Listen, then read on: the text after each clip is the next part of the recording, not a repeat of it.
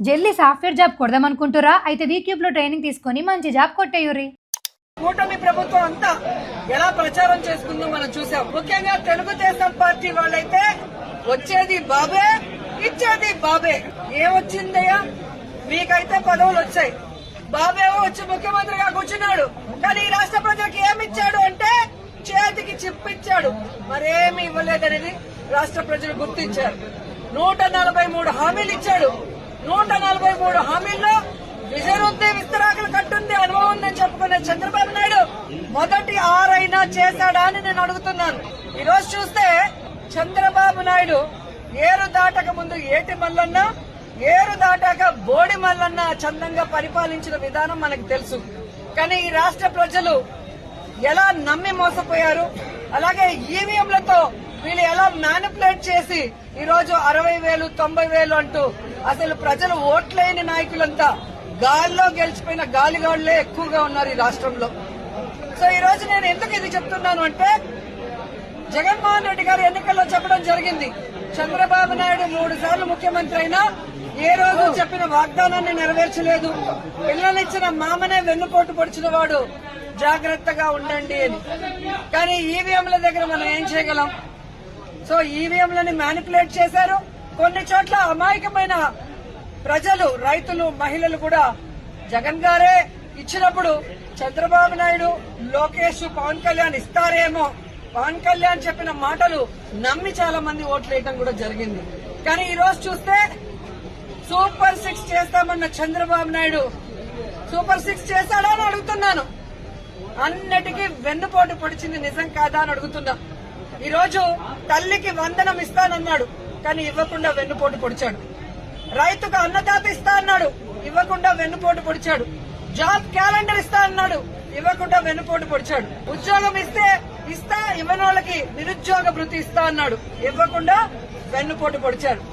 అలాగే అధికారులకి ఐఆర్ ఇస్తాను, డిఏ ఇస్తాను అని చెప్పాడు, కానీ ఈ రోజు ఇవ్వకుండా ఎలా వెన్నుపోటు పొడిచారో మనం చూసాం.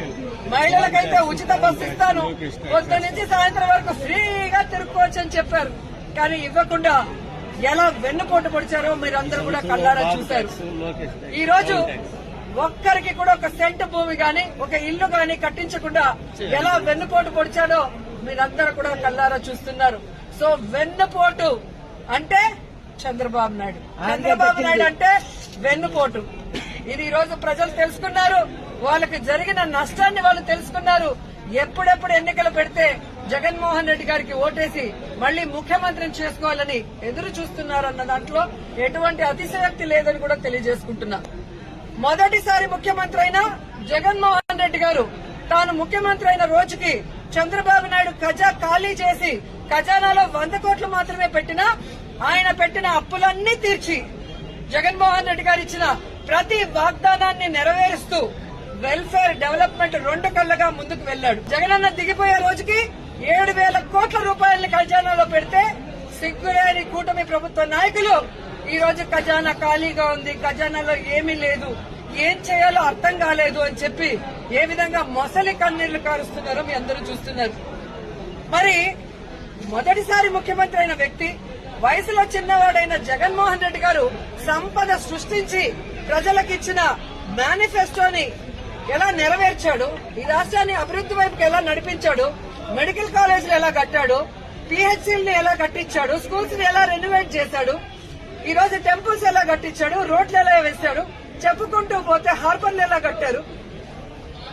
ఈడేమో అనుభవం ఉందంటాడు. సంవత్సరం అవుతుంది, ఒక్క సెంటు భూమి ఒకరికి ఇచ్చారా, ఒక ఇల్లు కట్టించారా? జగన్మోహన్ రెడ్డి గారు దిగిపోయే రోజుకి ఫినిషింగ్ లో ఉన్న మెడికల్ కాలేజీలు ఇంతవరకు పూర్తి చేయట్లేదు.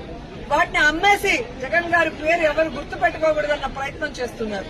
హార్బర్లను అమ్మేయాలని చూస్తున్నారు ప్రైవేట్ వాళ్ళకి. స్కూళ్లన్నీ కూడా నిర్వీర్యం చేస్తున్నారు. ఇప్పటికే సిబిఎస్ఈ తీసేశారు, ఐపీని కట్ చేసేశారు, ట్యాబ్స్ కట్ చేసేశారు, రెనోవేషన్ లో ఫైనల్ స్టేజ్ లో ఉన్న వాటిని ఆపేశారు. అలాగే పిహెచ్సిలు, హాస్పిటల్లో ఏవైతే బ్యాలెన్స్ ఉన్నాయో వాటన్నిటిని ఆపేయడం మనం కళ్ళారా చూస్తున్నాం. ఇంతవరకు ఒక గుడి కట్టించారా, ఒక బడి కట్టించారా, ఒక రోడ్డు వేశారా, ఒక ఇల్లు కట్టించారంటే ఏమీ కూడా లేదు. వీళ్ళు సూపర్ సిక్స్ ని గాలికి వదిలేసి సూపర్ స్కామ్లు చేసుకుంటూ ముందుకెళ్తున్నారు. ఈ రోజు ఈ రాష్ట్రంలో చూస్తే బెల్ట్ షాపులు, పర్మిట్ రూములు ఇప్పటి ముప్పటిగా ఇచ్చి మద్యంతో ఎలా దోచుకుంటున్నారు. ఖజానా మొక్కబట్టారు.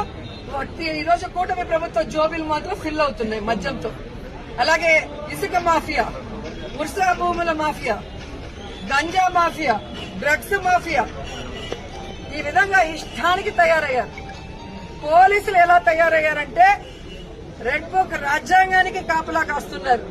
ఈరోజు ఎవరెవరు వైఎస్ఆర్ కాంగ్రెస్ పార్టీ నాయకులుగా ఉన్నారు, ఎవరెవరు విలేజ్ లో ప్రజలకి అందుబాటులో ఉంటూ అన్ని చేసి మంచి పేరు తెచ్చుకున్నారో వాళ్ళందరి మీద లేనిపోని అక్రమ కేసులు పెట్టి వాళ్ళని అరెస్టు చేసి కనీసం ఛార్జ్ షీట్లు కూడా వేయకుండా వాళ్ళ మీద బెయిల్ రాకుండా ఎంత చేయాలో పోలీస్ వ్యవస్థ అంతా కూడా చేస్తుండటం మనమందరం కూడా గమనించాలి. నిజంగా ఒక తప్పు జరిగితే కేసు ఎఫ్ఐఆర్ చేయండి. ఇమీడియట్ గా 10-15 రోజుల లోపలైనా మినిమం ఆ కేసుల్ని ఛార్జ్ షీట్ వేసి మీరు కోర్టుకి అప్పగిస్తేనే కదా వాళ్ళకి బెయిల్ వస్తుంది. అంటే తప్పుడు కేసులు కాబట్టి ఛార్జ్ షీట్ లో నిజాలు రాయాలి కాబట్టి, తప్పులు రాస్తే రేపు వాళ్ళ ఉద్యోగం పోతుంది కాబట్టి ఈ రోజు తప్పుడు కేసులతో జైల్లో 50 రోజులు, 60 రోజులు, 70 రోజులు మగ్గిపోయే పరిస్థితి వైఎస్ఆర్ కాంగ్రెస్ పార్టీ కార్యకర్తలకి, నాయకులకి కలుగుతోంది. ఎవరైతే ఈ రోజు తప్పుడు కేసులతో జైళ్లకు వెళ్లారో వాళ్ళకి అండగా నిలబడ్డాం. వారందరికీ కూడా ఈ రోజు బెయిల్స్ ఇచ్చాం. ఎవరైతే వాళ్ళ మీద అక్రమ కేసులు పెట్టి ఇబ్బంది పెట్టారో ఆ కూటమి నాయకుల్ని గాని, ఆ అఫీషియల్స్ ని గాని వదిలిపెట్టేది లేదు. మీకు రెడ్ బుక్ రాజ్యాంగం ఉంటే మాకు అంబేద్కర్ గారి రాజ్యాంగం ఉంది. అంబేద్కర్ గారి రాజ్యాంగం ప్రకారం న్యాయబద్దంగా మీ అందరినీ కూడా శిక్షిస్తామని కూడా ఈ సందర్భంగా తెలియజేసుకుంటున్నాం. అలాగే మీరు చూస్తే ఈ రాష్ట్రంలో ఆడవాళ్ల మీద ఏ విధంగా అరాచకాలు, అక్రమాలు, రేపులు, దురదృష్టకరం 3 ఏళ్ల అమ్మాయిని కూడా మొన్న మీరు చూస్తే ప్లీనరీ జరిగే ప్లేస్ లో రేప్ చేసి చంపేసి కంపల్లో వెళ్తే ఏ వంట బాగుంది అని మాట్లాడతారు, ఎంతమంది వచ్చారని మాట్లాడతాడు చంద్రబాబు నాయుడు. ఇచ్చిన సూపర్ 6 కి దిక్కు లేదు. 6 శాసనాలు అని చెప్పి సిగ్గు లేకుండా మళ్ళీ లోకేష్ గారు అనౌన్స్ చేస్తారు. పవన్ కళ్యాణ్ ఏమో నాకు ప్యాకేజ్ ఇస్తే చాలు, ఎవడెక్టు వచ్చినా నాకెందుకని. రాష్ట్రంలోనే కాదు పిఠాపురంలో ఆడపిల్లలు రేపైనా పట్టించుకోడు. పిఠాపురంలో ఎస్సీల్ని గ్రామ బహిష్కరణ చేస్తే పట్టించుకోడు. సుగాలి కేసు అన్నారు, ఏమైందో తెలియదు. 30,000 మంది మాయమయ్యారన్నారు. మరి ఆ రోజు ఇంటెలిజెన్స్ వ్యవస్థ నీకు చెప్తే ఈ రోజు కూటమి ప్రభుత్వంలో ఉన్న నీకు ఇంటెలిజెన్స్ చెప్పదా 30,000 మంది ఎక్కడున్నారు? చంద్రబాబు నాయుడు ఎదురుగా నించొని ప్రజలకి వెన్నుపోటు పొడిచిన కట్టప్ అయితే సైడ్ నుంచి పొడిచిన కన్నింగ్ కట్టపులు పవన్ కళ్యాణ్ అండ్ లోకేష్ అని కూడా ఈ సందర్భంగా తెలియజేసుకుంటున్నాను. సో ముగ్గురికి నేను చెప్తున్నా, మీరు ప్రజలకి వెన్నుపోటు పొడిస్తే సైలెంట్ గా వెళ్లే పరిస్థితి లేదు. ప్రజలకి అండగా జగనన్న ఉన్నాడు. జగనన్న వెనక మేమందరం ఉన్నాం. జగనన్న సైనికులుగా మీ ప్రభుత్వం మెడలు వంచుతాం. ప్రజలకు మీరు ఇచ్చిన హామీలు నెరవేర్చేంత వరకు